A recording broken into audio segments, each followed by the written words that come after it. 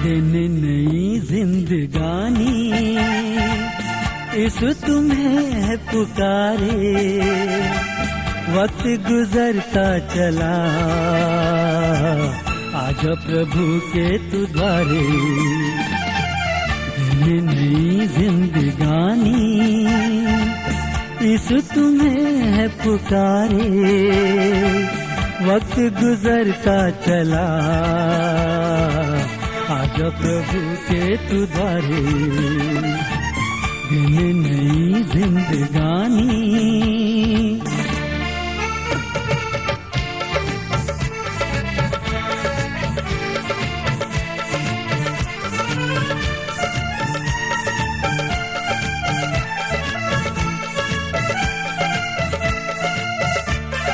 दिन है कि ढलता चला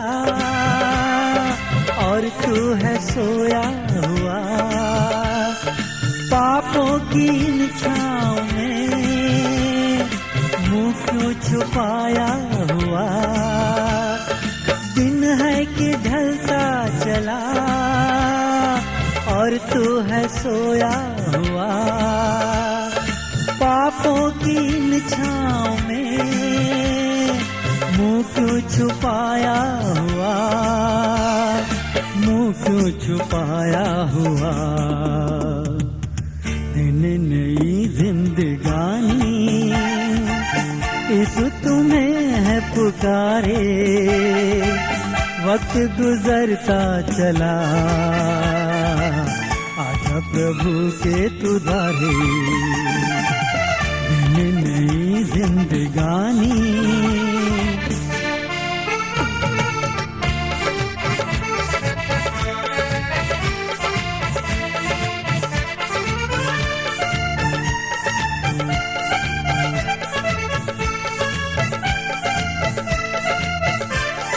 दिल ये बदलता रहा, गुमराह होता रहा, गिरने लगूं जब कभी साहिल बचाता रहा।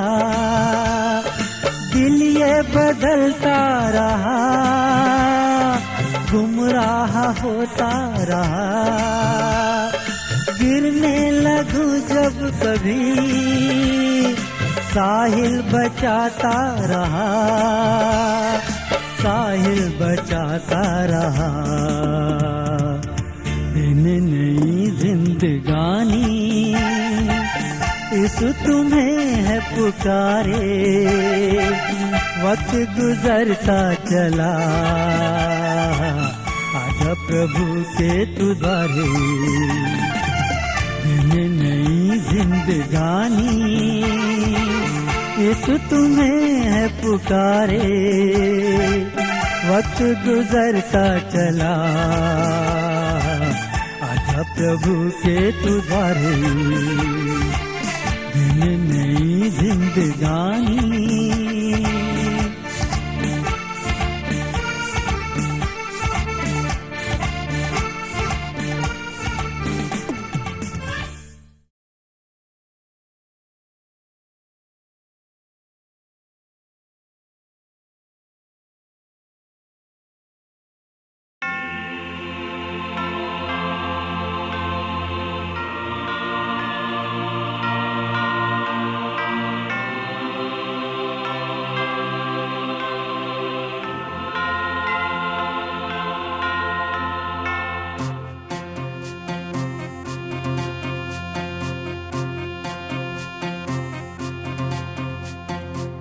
धन्य है वो जो मन के दीन है,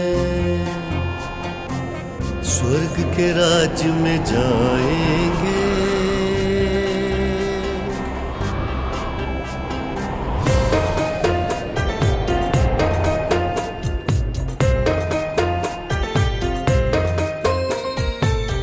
धन्य है वो जो मन के दीन है, स्वर्ग के राज में जाएंगे। धन्य है वो जो मन के दीन है, स्वर्ग के राज में जाएंगे। धन्य है वो जो शोक है करते, शांति आनंद पाएंगे। धन्य वचन, सुनो धन्य वचन, यीशु का धन्य वचन, होगा धन्य जीवन। धन्य है वो जो मन के दीन है, स्वर्ग के राज में जाएंगे। धन्य है वो जो शोक है करते, शांति आनंद पाएंगे। सुनो धन्य वचन, सुनो धन्य वचन, यीशु का धन्य वचन, होगा धन्य जीवन।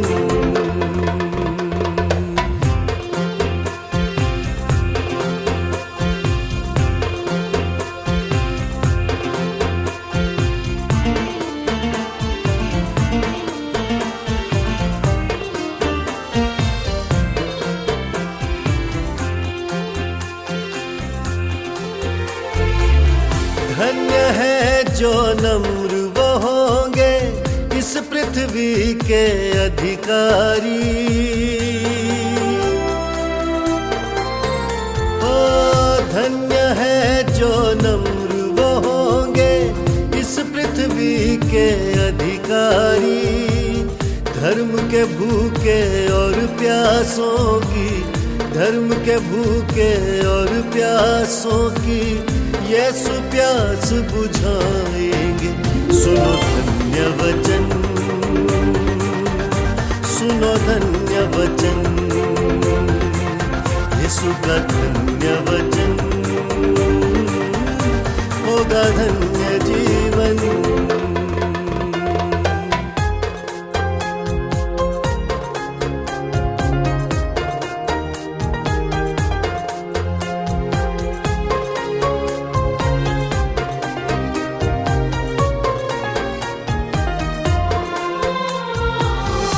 धन्य है वो जो दयावान है, उन पे की जाएगी दया।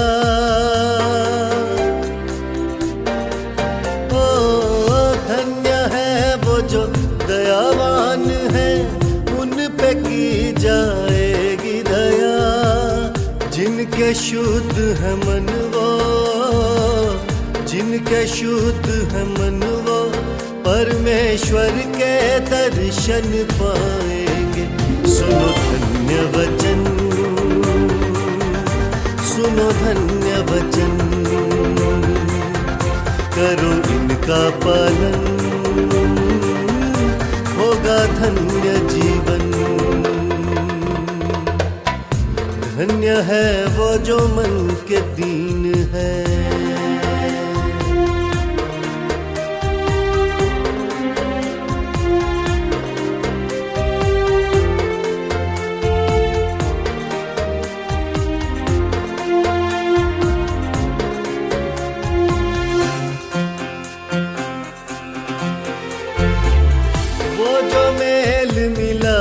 कराए प्रभु के पुत्र वो कहलाए।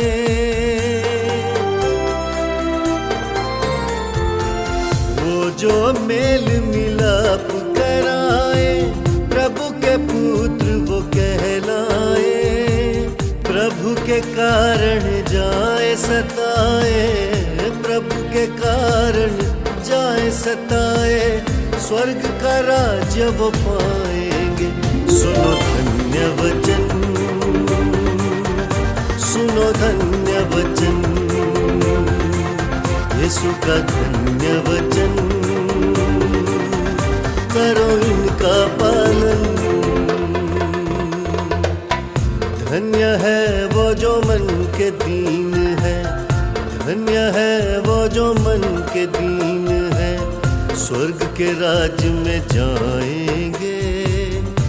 धन्य है वो जो शोक है करते, शांति आनंद पाएंगे। सुनो धन्य वचन, सुनो धन्य वचन, यीशु का धन्य वचन, होगा धन्य जीवन। सुनो धन्य वचन,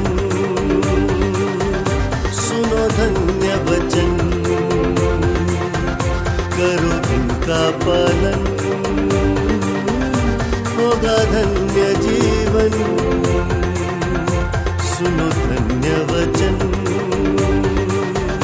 सुनो धन्य वचन।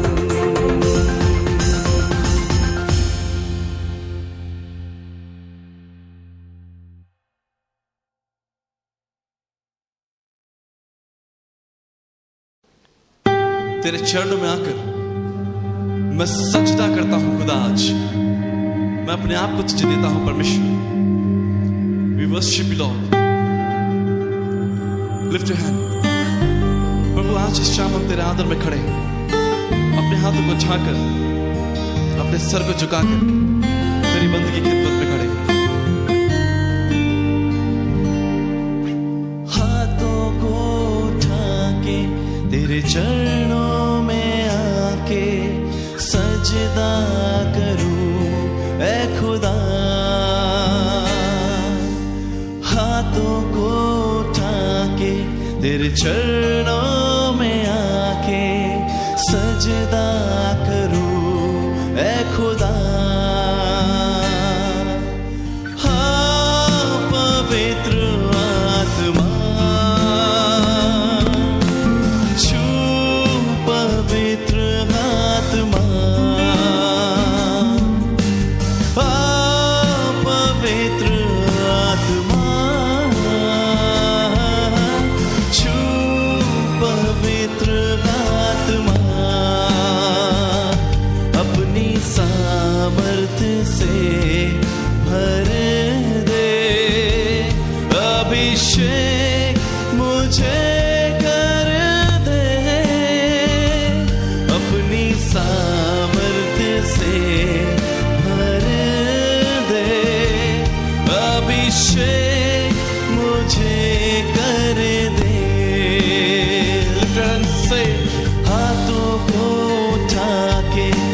चरणों में आके सजदा करूं ऐ खुदा। प्रभु महान, अपने अपने हाथों को उठाकर आशीर्वाद धन्यवाद देते हैं परमेश्वर कि तूने अपने वचन में कहा कि मेरी आराधना कोई करे तो आत्मा सच्चाई से करे। परमेश्वर आज हम तेरी आराधना आत्मा सच्चाई से करते हैं और तेरा शुक्र करते हैं पिता परमेश्वर। अपने आप को तैयार करते जब हम तेरे वचन में जाते हैं। वर्शिप यू लॉर्ड, अपनी सामर्थ से भर दे, अपनी सामर्थ से भर दे, अभिषेक मुझे कर दे, अपनी सामर्थ से भर दे, अभिषेक मुझे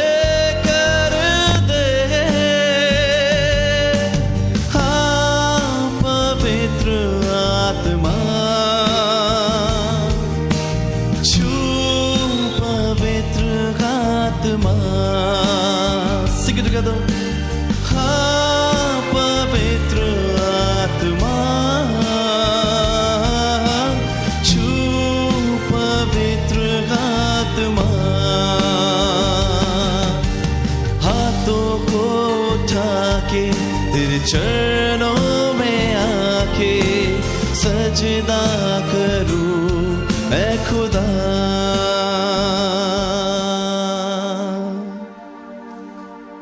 हाँ पवित्र आत्मा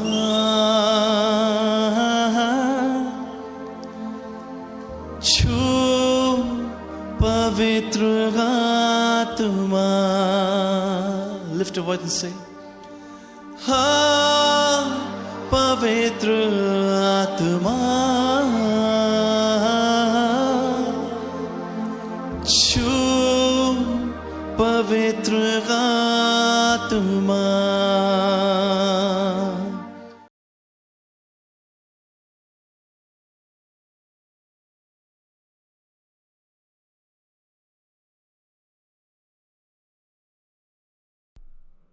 जो यहोवा पर भरोसा रखते हैं वे सिय्योन पर्वत के समान है, जो टलता नहीं वरन सदा बना रहता है। जिस प्रकार यरूशलेम के चारों ओर पहाड़ हैं, उसी प्रकार यहोवा अपने प्रजा के चारों ओर अब से लेकर सर्वदा तक बना रहेगा। परमेश्वर हम सभी को आशीष दे और अनुग्रह करे। प्रभु यीशु मसीह के मधुर नाम से आज की आराधना के लिए मैं आप सभी को स्वागत करता हूं और आप सभी को नमस्कार भी करता हूं कि परमेश्वर हमें जिंदा रखा है, परमेश्वर हमारी शुद्धि लिया है, हमारे भीतर आने बाहर जाने में सहायता किया है, इसलिए हम उसके गौरव करते हैं। तो आइए प्यारे दोस्तों, आज की आराधना हम प्रार्थना के से शुरू करेंगे। आप अपनी आंखें बंद करें, परमेश्वर के निकट हो जाए, प्रार्थना करेंगे। दयालु पिता परमेश्वर प्रभु यीशु मसीह, हम तुझे धन्यवाद देते हैं, तेरी महिमा, तेरी प्रशंसा, तेरी तारीफ करते हैं। और इस समय प्रभु तेरे लोगों को मैं तेरे हाथ में सौंपता हूं, जब वे इस समय सोशल मीडिया के द्वारा अपने घरों में रहकर प्रभु तेरे स्तुति प्रशंसा आराधना करने के लिए तेरे समीप आए। इस राजा मैं प्रार्थना करता हूं उन सभी को तो आशीर्वाद करना तेरे उपस्थिति के द्वारा, क्योंकि तूने कहा जहां मेरे नाम से 2 या 3 एकत्रित होते हैं, प्रभु तेरे लोग प्रभु तेरे नाम से एकत्रित हुए हैं। हमारे विश्वास है प्रभु कि तू अपनी उपस्थिति को अपने लोगों के बीच में तूने दिया है। तेरे लोगों के परिवार को तू बहुत ऐसे आशीष दे, बुजुर्ग माता पिता को तू आशीष दे, छोटे बच्चों को तू आशीष दे जो तेरे भवन को नहीं आ पा रहे हैं। प्रभु यीशु मसीह हम प्रार्थना करते इस समय हमारे कलीसिया के भी कई सारे परिवार जो बाहर में रहते हैं, उन सभी को भी तू आशीष दे। जब आज के आराधना में वे शामिल हुए हैं, उन सभी के संग संग तू हो। प्रभु मैं प्रार्थना करता हूं, अगर कोई नए विश्वासी या अन्य जाति के लोग अगर इस आराधना में शामिल हुए हैं या उसको देख रहे हैं, प्रभु उन सभी को तो आशीर्वाद करना, ताकि आज के वचन के द्वारा इनके जीवन बदल जाए, उनके परिवार और वे उद्धार को प्राप्त कर ले। क्योंकि तूने कहा अपने भक्तों के द्वारा, अपने भक्त के द्वारा सबका अंत तुरंत होने वाला है, सब बातों का अंत तुरंत होने वाला है। इसलिए प्रभु चाहे मसीह हो या गैर मसीह, जो प्रभु आज के आराधना में शामिल हुए हैं, हरेक को प्रभु तो आशीर्वाद करना है। कलीसिया के पूरे परिवार को तेरे हाथ में सौंपता हूं। सनाओ के यहोवा परमेश्वर सभी को तो नियंत्रण कर, ताकि घर में रहते हुए उनके तन मन प्राण इस मैसेज और आज के आराधना के ऊपर रहे। पुनर्बार तेरे लोगों को और आज की पूरे आराधना को प्रभु मैं तेरे हाथ में समर्पण करते हुए प्रार्थना यीशु मसीह के नाम से मांगते हैं, आमीन। हालेलुया। परमेश्वर को मैं धन्यवाद देता हूं। और इस समय हम देर ना करते हुए कलीसिया की सूचना की ओर जाएंगे। मैं हमारे सचिव भाई सामल महापात्र से अनुरोध करता हूं कि वे कृपया सामने होंगे और आप सभी को कलीसिया की सूचना और आने वाले दिनों की सूचना भी प्रदान करेंगे। सबसे पहले मैं परमेश्वर पिता का धन्यवाद देता हूँ कि उन्होंने हमें ये सुंदर अवसर दिया कि आज हम फिर से परमेश्वर के भवन में उपस्थित हो सके।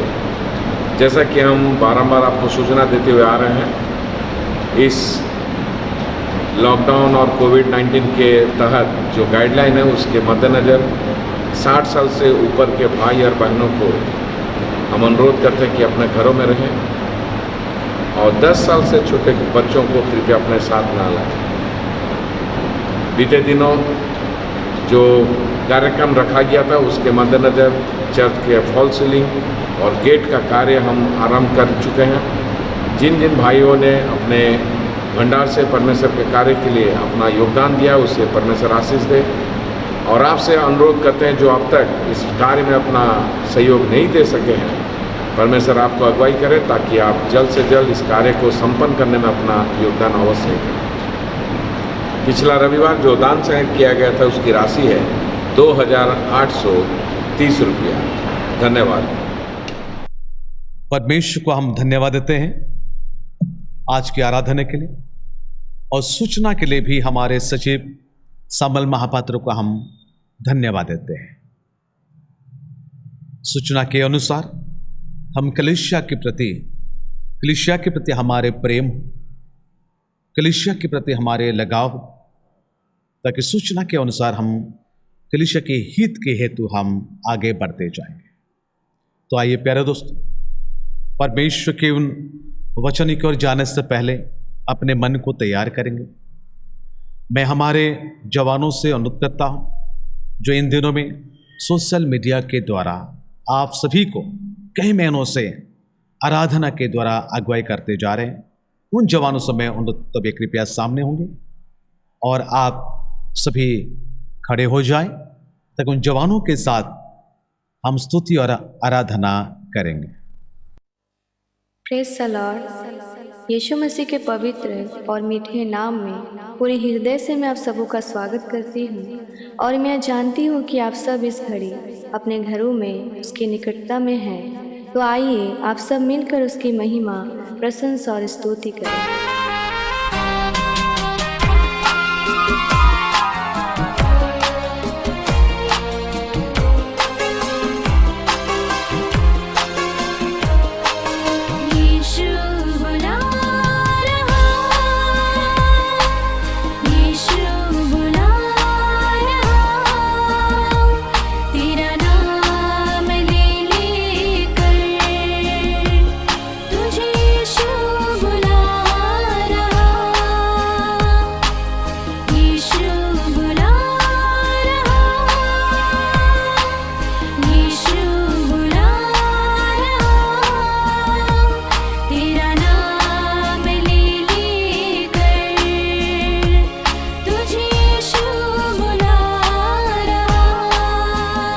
पिता परमेश्वर प्रभु, तो हर एक से कहता है मेरे राजा कि तू अपना बोझ यहोवा पर डाल दे, क्योंकि उसको तुम्हारा ध्यान है। Hallelujah, hallelujah.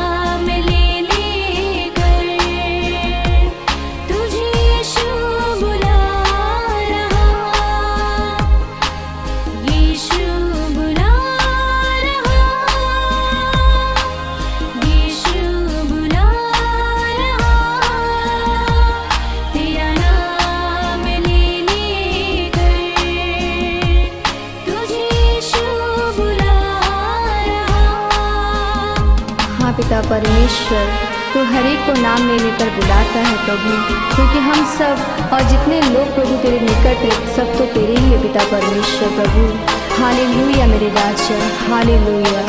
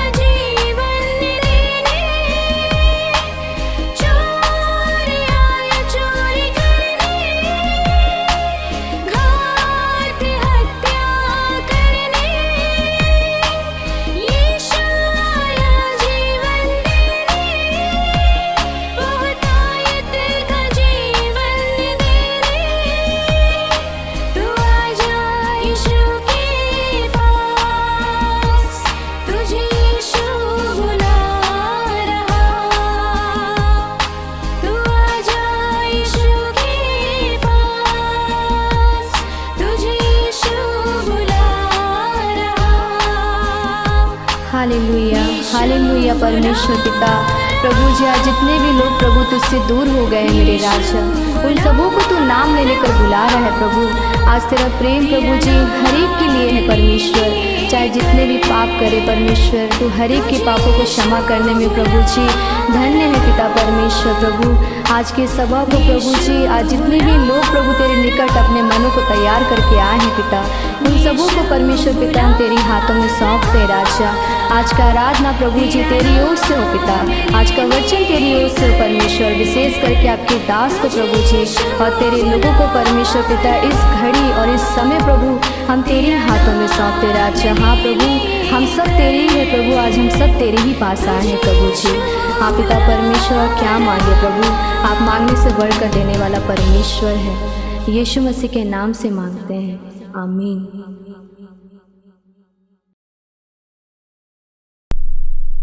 परमेश्वर को मैं धन्यवाद देता हूं और हमारे जवानों को भी मैं धन्यवाद देता हूं कि सुंदर गीतों के द्वारा आप सभी को परमेश्वर के निकट लेकर आए हैं और आप जरूर परमेश्वर के उपस्थिति को महसूस किए हैं।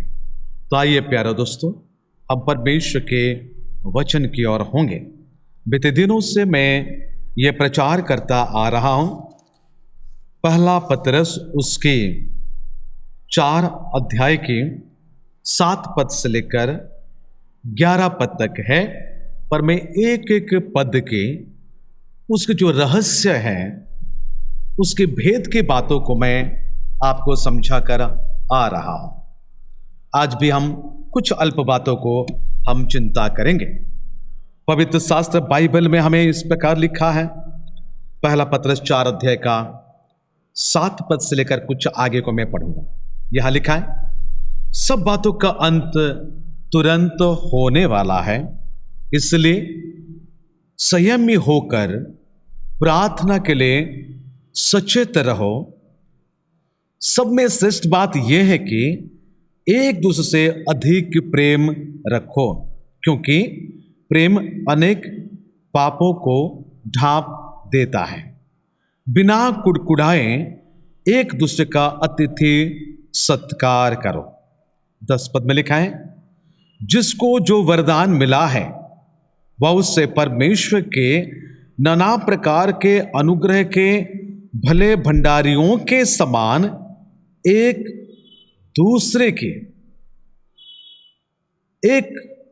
की सेवा में लगाए।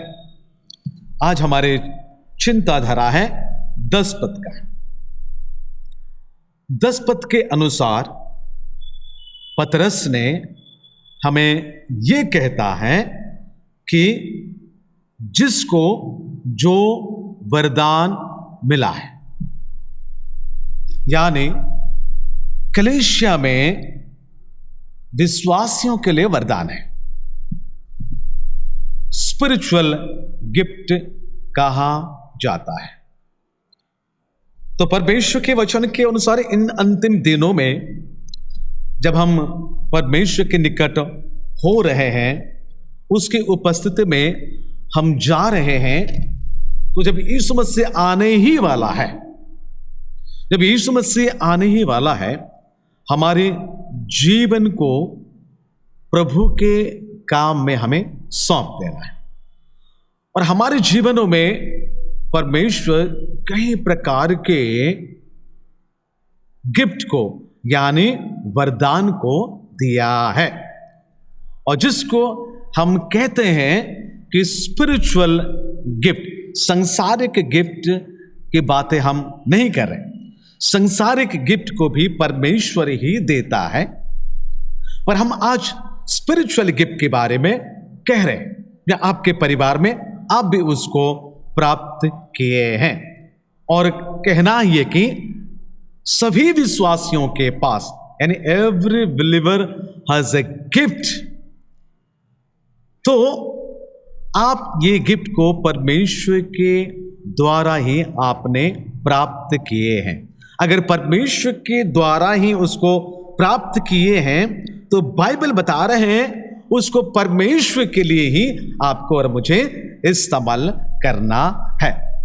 एक छोटी सी बातें, यानी लूका सुसमाचार के द्वारा हमें मिलती है जो आप सभी जानते ही हैं। मैं आपको पढ़ देना चाहता हूं लूका उसके 19 अध्याय का, लूका 19 अध्याय के 10 मोहरों का दृष्टांत मत्ती में भी लिखता है 25 अध्याय में, पर मैं उसका 11, 12, 13 पद को पढ़ना चाहता हूं। लिखा है लूका 19 का 11, 12 तक लिखा। जब ये बातें सुन रहे थे तो उसने एक दृष्टांत कहा, यीशु मसीह ने एक दृष्टांत कहा, इसलिए कि वो यरूशलेम के निकट था और वे समझते थे कि परमेश्वर का राज्य अभी प्रकट होने वाला है। अतः उसने कहा, 12 पद में ये लिखा है, अतः उसने कहा एक धनी मनुष्य दूर देश को चला ताकि राजपद पाकर लौट आए। 13 पद में लिखा है उसने अपने दासों में से 10 को बुलाकर उन्हें 10 मोहर दी और उनसे कहा मेरे लौट आने तक लेन देन करना। तो प्यारे दोस्तों, ये जो गिफ्ट है परमेश्वर ने मुझे और आपको दिया है कि उसको लेन देन करने के लिए, यानी मसीह विश्वासी के सभी के जीवन में परमेश्वर ने कुछ ना कुछ गिफ्ट दिए हैं और कहा जाता है ये सारी गिफ्ट मिलने के द्वारा ही चर्च की उन्नति होती है।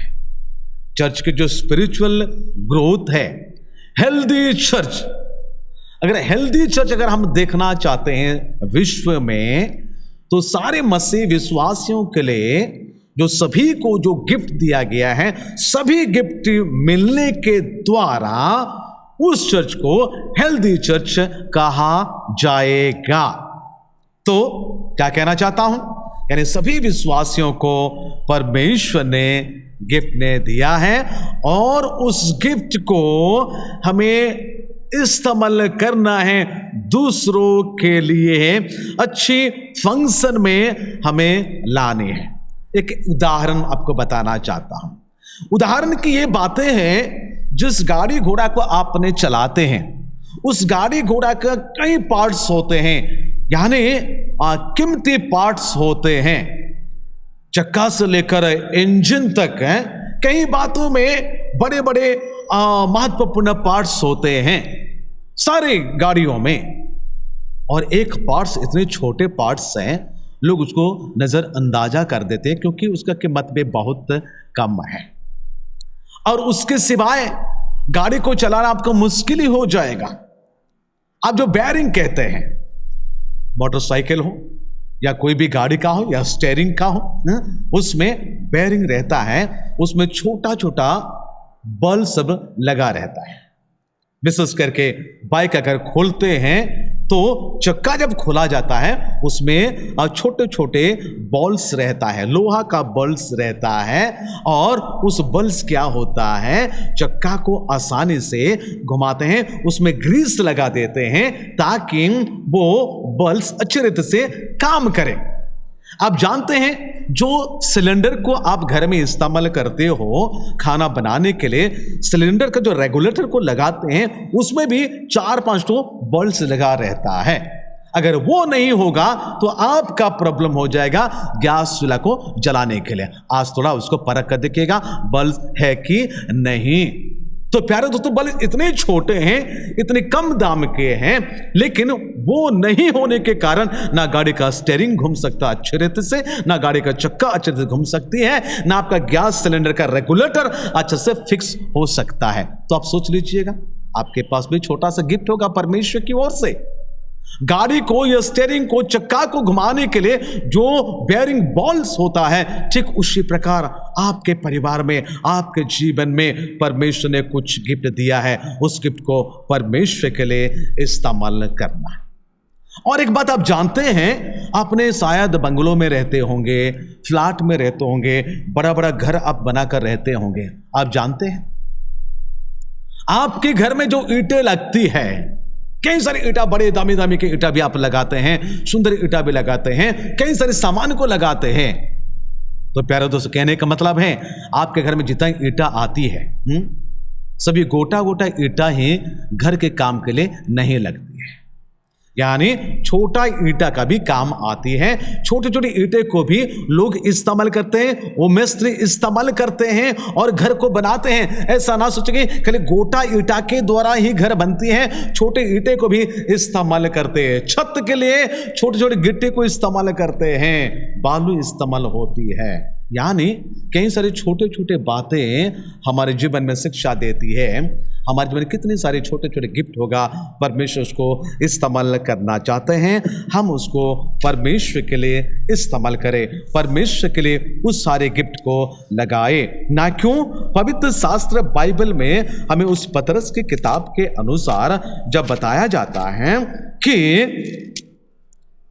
यहां साफ साफ लिखा है 10 पद के अनुसार, जिसको जो वरदान मिला है, यानी वरदान को करिश्मा कहते हैं ग्रीक भाषा में। उस वरदान को अगर हम अच्छी रीति से इस्तेमाल करते हो तो ये करिश्मा दिखने के लिए मिलेगा। ये तो ग्रीक भाषा की करिश्मा है, पर अगर वरदान को अच्छी रीति से इस्तेमाल करेंगे तो आपके लिए और मेरे लिए फायदेमंद हो जाएगा। So spiritual gift given to every believer, सभी विश्वासियों को दिया गया। क्या के लिए दिया गया है? लिखा है जिसको जो वरदान मिला है वो उसे परमेश्वर के नाना प्रकार के अनुग्रह के भले भंडारियों के समान एक दूसरे के लिए, एक दूसरे के सेवा में लगाए। ये जो स्पिरिचुअल गिफ्ट आपने पाए हैं कि एक दूसरे के लिए लगाने के लिए, कलीसिया विशेष करके चर्च की बातें जब कही जाती हैं, चर्च के लिए जो आपको मिला है, दूसरे के भलाई के लिए आपको ये गिफ्ट दिया। गिफ्ट कहा जा रहा है। ये गिफ्ट आपकी मेहनत के द्वारा आप नहीं पाए। यानी स्पिरिचुअल गिफ्ट किसी व्यक्ति ने मेहनत के द्वारा उन्होंने कमाया नहीं है। ये स्पिरिचुअल गिफ्ट बाइबल के अनुसार यहां साफ साफ लिखा है, जिसको जो वरदान मिला है, यानी मिला है आपको, कोई दिया है, आप उसको प्राप्त कर लिए हैं। मिला है मतलब जो गिफ्ट मिलता है, गिफ्ट मिलता है, कोई दिया है आपको, वो है आपका परमेश्वर प्रभु यीशु मसीह ने आपको वो गिफ्ट दिया है। रोमी किताब के अनुसार मैं आपको बताना चाहता हूं कितनी महत्वपूर्ण बातें यहां रोमन्स ने हमें कहता है। उसके 12 अध्याय, रोमी 12 अध्याय और 1 कुरिन्थी 12 अध्याय, ये 2 जगह में स्पिरिचुअल गिफ्ट्स के बारे में लिखी जाती है। मैं पढ़ देना चाहता हूं रोमी 12 अध्याय उसके 3 पद से लेकर आगे को मैं पढ़ना चाहता हूं। लिखा है, क्योंकि मैं उस अनुग्रह के कारण जो मुझको मिला है, ये जो गिफ्ट है ना, परमेश्वर के अनुग्रह के कारण ही मिला है, आपको दिया गया है। आपने उसको पाने के लिए कुछ संघर्ष नहीं किए, कुछ लड़ाई नहीं किए, कुछ कुश्ती नहीं किया है उस स्पिरिचुअल गिफ्ट को पाने के लिए। यह केवल परमेश्वर के अनुग्रह के द्वारा जो बाइबल में लिखा हो। उसके बाद क्या लिखा है? तुम में से हर एक से कहता हूं कि जैसा समझना चाहिए उससे बढ़कर कोई भी अपने आप को ना समझे, पर जैसा परमेश्वर ने हर एक को विश्वास परिणाम के अनुसार बांट दिया है, जैसा ही सुबुद्धि के साथ अपने को समझो। क्योंकि जैसे हमारे एक देह में बहुत से अंग हैं, जैसे हमारे एक देह में बहुत से अंग हैं और सब अंगों का एक ही सा काम नहीं। यानी कलीसिया में हर एक विश्वासियों को जो गिफ्ट दिया गया है, गिफ्ट भी भिन्न भिन्न प्रकार के हैं और सब गिफ्ट मिलकर कलीसिया बनती है। आपके पास जो गिफ्ट है आप दूसरों के लिए इस्तेमाल कर सकते हैं। उसके बाद लिखा है, वैसा ही हम जो बहुत है मसीह में एक देह होकर आपस में एक दूसरे के अंग है, क्योंकि उस अनुग्रह के अनुसार, फिर से लिखा है 6 पद में लिखा है, क्योंकि उस अनुग्रह के अनुसार जो हमें दिया गया है, जो गिफ्ट है। 3 पद के शुरुआत में लिखा है अनुग्रह के कारण जो मिला है। 6 पद में लिखा है उस अनुग्रह के अनुसार जो हमें दिया गया है, हमें भिन्न भिन्न वरदान मिले हैं, यानी गिफ्ट, भिन्न भिन्न गिफ्ट आपको मिला है। तो जिसको भविष्यवाणी का मिला है वो क्या करे? वो विश्वास के परिमाण के अनुसार भविष्यवाणी करे। यदि सेवा करने का दान मिला हो तो सेवा में लगा रहे। यदि कोई सिखाने वाले हो तो सिखाने में लगा रहे। जो उपदेशक हो वो उपदेश देने में लगा रहे। दान देने वाला उदारता से दे। जो अगुवाई करे वो उत्साह से करे। जो दया करे वो हर्ष से करे। यानी ये सारे जो गिफ्ट की बातें हमने देखे हैं ये दूसरों के लिए हैं, क्योंकि आपको मिला है। प्यारे दोस्तों, if you have receive, if you have got any gift from the Lord, आपने प्रभु से पाया है, इसलिए use it for the gift. हमारे कलीसिया के लोगों के लिए whatever the gift you have received today, use it for the church member only. परमेश्वर के लोगों के लिए उस गिफ्ट को इस्तेमाल करने के लिए पतरस ने हमें कहा, यानी एक दूसरे की मदद करना है। इसलिए जो कुछ भी इस लिखित वचन के अनुसार आपको गिफ्ट मिला है उस गिफ्ट को परमेश्वर के महिमा के लिए इस्तेमाल करना है। अगर आप पढ़ोगे पहला कुरिन्ती 12 अध्याय का 4 पद से, हमने रोमी 12 अध्याय का 3 पद से पढ़े थे स्पिरिचुअल गिफ्ट के बारे में, और अभी पहला कुरिन्ती 12 अध्याय का 4 पद से पढ़ते हैं आत्मिक वरदान के बातें। कई सारे आत्मिक वरदान यहां लिखा है। मैं 4 और 5, 6 पद को पढ़ना चाहता हूं। क्या लिखा है? वरदान तो कई प्रकार के हैं परंतु आत्मा एक ही है। वरदान कई प्रकार के हैं, आत्मा एक ही है, और सभा भी कई प्रकार के हैं परंतु प्रभु एक ही है। तो परमेश्वर के लोगों को मैं बता देना चाहता हूं। उसके बाद प्रभावशाली कार्य कई प्रकार के हैं परंतु परमेश्वर एक ही है जो सब में हर प्रकार का प्रभाव उत्पन्न करता है। और उसके बाद आप जाइएगा क्या क्या गिफ्ट यहां मिला है। बुद्धि का गिफ्ट है, ज्ञान का भी गिफ्ट है, विश्वास का गिफ्ट है, चंगा करने का गिफ्ट है, सामर्थ्य काम करने का गिफ्ट है, भविष्यवाणी करने का गिफ्ट है, परखने का गिफ्ट है, भाषाओं का अर्थ बताने का गिफ्ट है। ये सारे गिफ्ट दिया गया है ताकि उस गिफ्ट को लोग इस्तेमाल करें और कलीसिया को उन्नति करें। विशेष करके कलीसिया के उन्नति के लिए ये गिफ्ट दिया गया है। इसलिए पतरस हमें बताते हैं, पतरस हमें ये कहते हैं कि जिसको जो वरदान मिला है एक दूसरे की सेवा करने के लिए, अपने लिए नहीं है, अपने परिवार के लिए नहीं है। जो कुछ भी आपको दिया गया है दूसरों के लिए करना है। उसके भीतर में और एक शब्द यहां लिखा हुआ है। क्या लिखा है? वह उसे परमेश्वर के नाना प्रकार के अनुग्रह के भले भंडारियों के समान। याद रखना, गिफ्ट तो मिला, सही बात है, गिफ्ट तो मिल गया आपको या मुझे, विश्वासियों को, लेकिन वहां एक बातें आता है कि भले भंडारियों के समान की बातें लिखी जाती है। भले भंडारी यानी स्टीवर्डशिप कहा जाता है। यह स्टीवर्डशिप यानी भले भंडारी के समान ही हमें एक दूसरे से करना है। यानी भले भंडारी को सौंप अगर आपको दिया जाता है, अगर कोई भंडार को अगर सौंप दिया जाता है, कोई विषय को अगर सौंप दिया जाता है, भले भंडारी के समान, स्टीवर्ड के समान काम करने के लिए कहा जाता है। अगर मैं आपको उदाहरण दूंगा यूसुफ के बातों को, यूसुफ को मिस्र के राजा बना दिए थे। आप जानते हैं उससे पहले जब मिस्र में क्या हुई है आपको बता देना चाहता हूं। जब उसको प्रलोभन आने लगी, यानी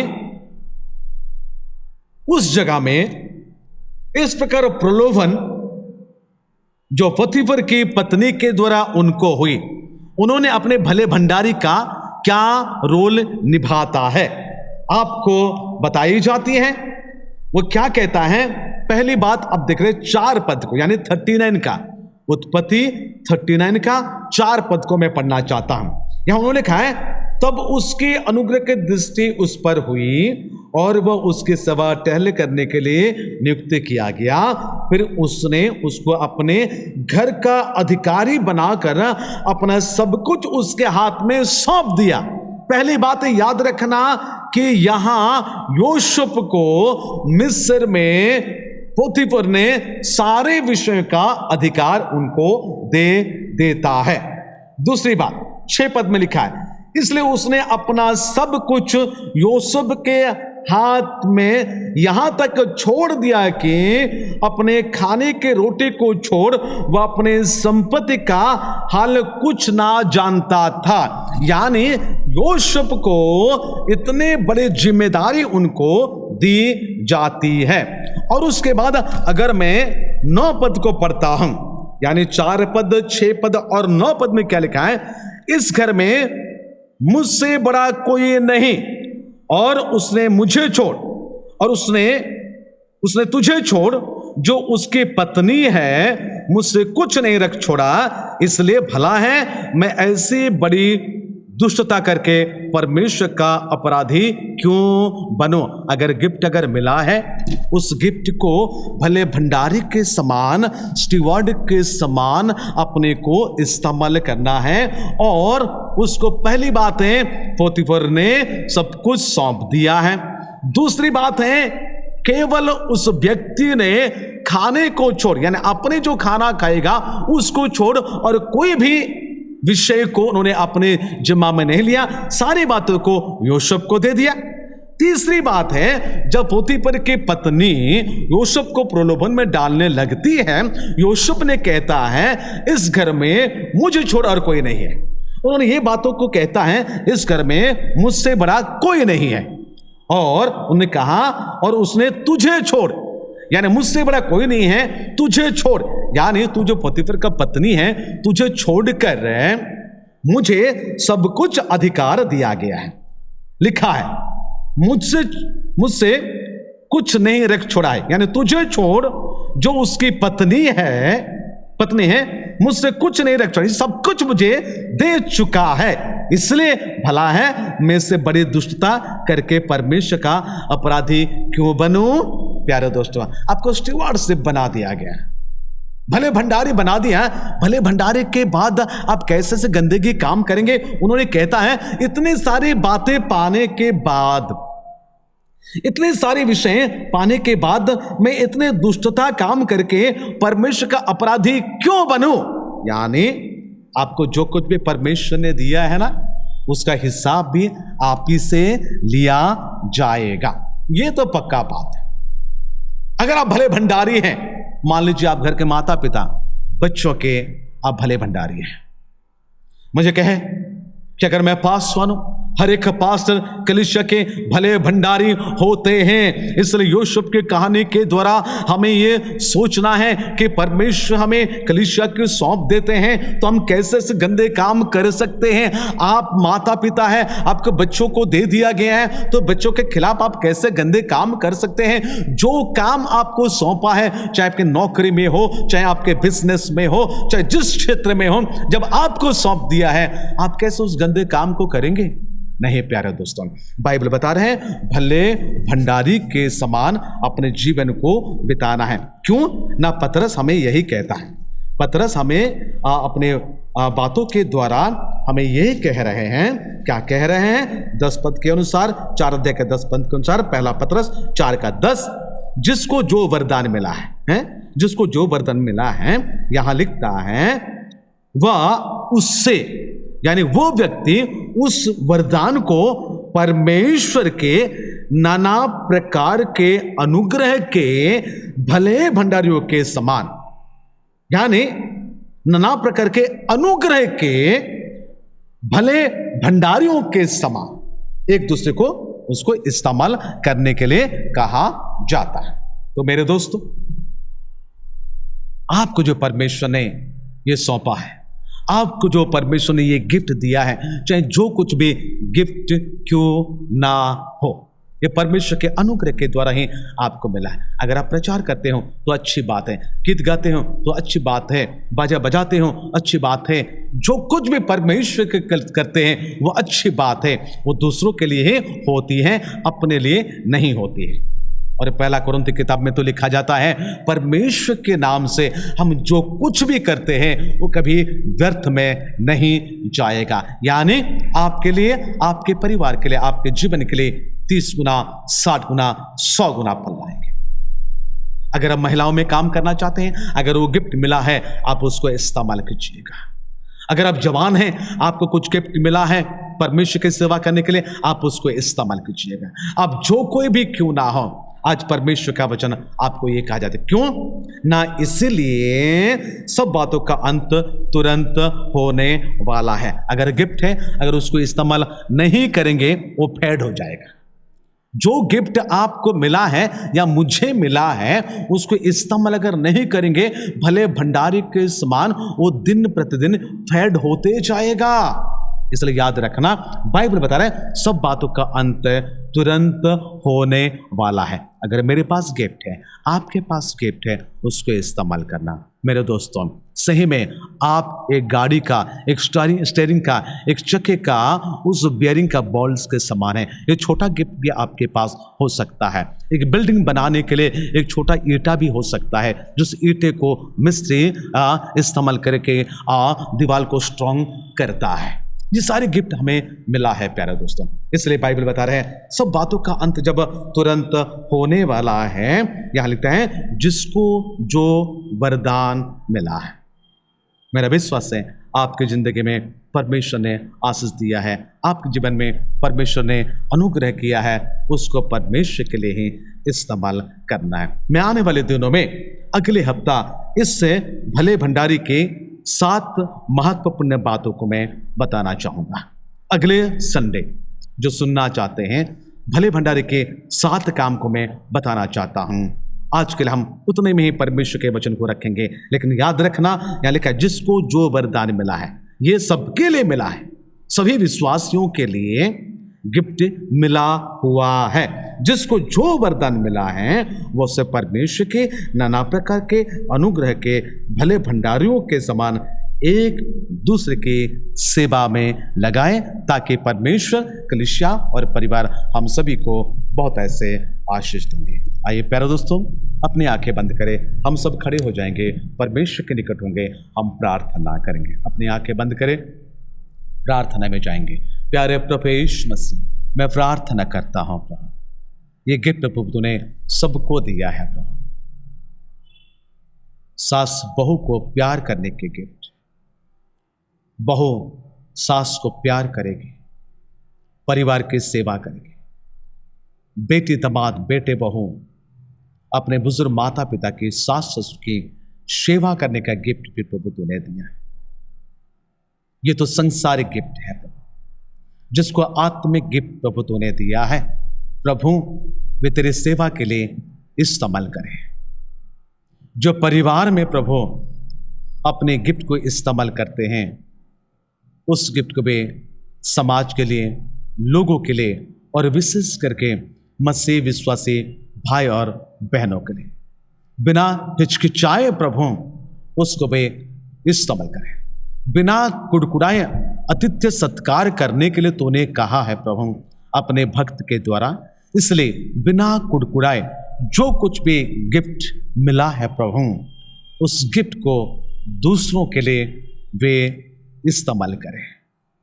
मेरे स्वर्गीय पिता, हम सभी को तूने एक भले भंडारी करके इस संसार में रखा है, और एक दिन तो तू हिसाब किताब तू लेगा ही प्रभु। हमने सुना है प्रभु, उस 10 व्यक्ति को उस धनी इंसान ने कुछ तोड़े देकर चले जाते हैं प्रभु। जब तक वो राजपद पाकर नहीं आ जाते, तब तक वे लेन देन करें प्रभु। ये हमारे समय है प्रभु, हम लेन देन को अच्छे रीति से करें, चाहे कलीसिया के संस्था हो या व्यक्तिगत जीवन हो या पारिवारिक जीवन हो। प्रभु सभी को जो वरदान, जिसको जो वरदान मिला है प्रभु, वे उसको अच्छे रीति से प्रभु इस्तेमाल करें, ताकि जब हिसाब होगा प्रभु, वे तेरे सामने खड़े हो पाएंगे, कोई भी लज्जित ना होंगे। मेरे स्वर्गीय पिता, तूने अपने भक्त के द्वारा तूने कहा है कि सबका अंत तुरंत होने वाला है। हे प्रभु, हम तेरे आगमन के लिए इंतजार कर रहे हैं प्रभु। तेरे आगमन से पहले हमारे सारे गिफ्ट को प्रॉपरली प्रभु इस्तेमाल करने के लिए भी तू सहायता और तू मदद करना है। पुनर्बार प्रभु यीशु मसीह, तेरे लोगों को जब इस घर में है सभी को आशीष देना। बीमार भाई और बहनों को तो चंगाई तो प्रदान करना। हम प्रार्थना करते हैं मिसेस बीएन नाग के लिए जो ऑपरेशन होने पर थी। प्रभु यीशु मसीह तू ही उनको भला चंगा रखना, तू इनको सहायता करना। और कहीं सारे बीमार भाई और बहन पाए जाते हैं प्रभु, उन सभी को भी अपने हाथ को तो बढ़ाना प्रभु। हम प्रार्थना करते पिता देश विदेश की होने वाली सारी विशृंखला को प्रभु तू ही प्रभु नियंत्रण करना। देश विदेश में फैलने वाले अब महामारी को प्रभु तू ही नियंत्रण कर लेना। प्रभु तेरे लोगों को तो प्रस्तुत कर ताकि तेरे आगमन की पहले जो मध्य आकाश पर तो आने वाले हैं तेरे लोग प्रभु वहां जा पाए। हम सभी को तो प्रस्तुत करना। जब तू कहता है सब बातों का अंत तुरंत होने वाला है, जो कुछ भी हमारे पास है हम तेरे सेवा में सौंप देंगे। पुनर्बात तेरे लोगों को आज की आराधना की शुरू से लेकर अंत तक के सारे सेवा में तू रहकर हम सभी को आशीष दिया, इसलिए धन्यवाद देते हैं। पुनर्बात पूरे कलीसिया के लोगों को जो सुन रहे हैं उन सभी को भी तेरे हाथ में समर्पण करते हुए प्रार्थना यीशु मसीह के नाम से मांगते हैं, आमीन। आइए प्यारे दोस्तों हम सब मिलकर एक ईश्वर में प्रभु की प्रार्थना करें। हे हमारे पिता तू जो स्वर्ग में है, तेरा नाम पवित्र माना जाए, तेरा राज्य आवे, तेरी इच्छा जैसे स्वर्ग में पूरी होती है वैसे पृथ्वी पर भी हो। हमारे दिन भर कोटे आज में दे, और जिस प्रकार हमने अपने अपराधों को क्षमा किए हैं वैसे ही तू भी हमारे अपराधों को क्षमा कर। हमें परीक्षा में ना ला परंतु बुराई से बचा, क्योंकि राज्य पराक्रम महिमा सदा तेरी है, आमीन। ईश्वर पिता परमेश्वर का प्रेम, पुत्र प्रभु यीशु मसीह का अनुग्रह, पवित्र आत्मा की शांति शक्ति सहभागिता हम सबों के साथ, विश्वव्यापी मंडली के साथ, हमारे प्यारे प्यारे मंडली और परिवार के साथ सदा सर्वदा होती रहे, आमीन। आप सभी को नमस्कार। प्रभु आप सभी को आशीष दे, अनुग्रह करे। हम प्रार्थना करते रहें ताकि आने वाले दिन में अति मात्रा से हम परमेश्वर के भवन में एकत्रित होकर परमेश्वर की स्तुति और प्रशंसा आराधना सम्मिलित रूप से कर सकेंगे। तब तक परमेश्वर आप सभी को आशीष दे। सभी को नमस्कार।